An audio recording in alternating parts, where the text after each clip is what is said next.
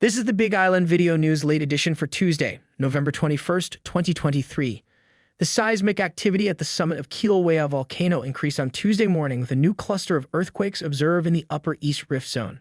The USGS Hawaiian Volcano Observatory on Tuesday morning reported there was a new episode of earthquake activity in the South Caldera, where 45 earthquakes were observed at the time of the update, along with 25 quakes in the Upper East Rift Zone.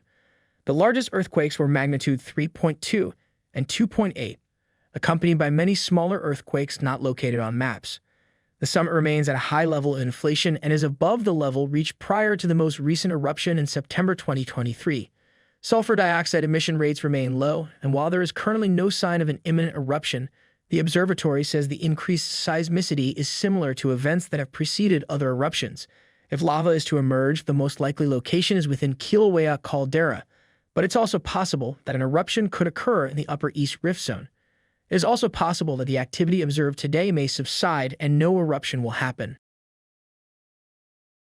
As a precaution, Hawaii Volcanoes National Park expanded its closures on Tuesday. Due to the latest signs of unrest at Kilauea, the National Park Service announced the closure of Chain of Craters Road at the intersection near Devastation Trail and the parking lot. Officials say Kilauea Summit remains open. Park officials say that when scientists notify them of significant changes, they will reevaluate the closures. Another update to the Kona Surf School lottery situation we reported on earlier this week. I-27. State officials say they knew upfront that there was the possibility a single firm could end up with all 4 permits to operate surf schools at Kahaluu Bay, following a lottery drawing that they thought would be the fairest way to issue permits. According to Megan Stats, the assistant administrator for the Division of Boating and Ocean Recreation, 17 surf companies entered the lottery, and 3 permits did go to 3 distinct companies that happened to be owned by the same individual.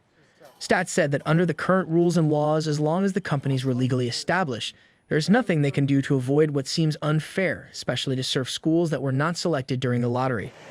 The state says the division plans to introduce legislation again in 2024 to try and address the issue. It also added that the 4 permits that were awarded are conditional based on the permittees gaining land access permits from the County of Hawaii. A bill that gives affordable housing preferences to Hawaii Island residents was made law on Monday. Hawaii County Mayor Mitch Roth signed Bill 72, passed by the County Council on November 1st. The bill amends key provisions of Hawaii County's affordable housing policy to enhance access to affordable housing for those who live and work on Hawaii Island. The bill was introduced by Council Chair Heather Kimball and Vice Chair Holeka Goro Inaba.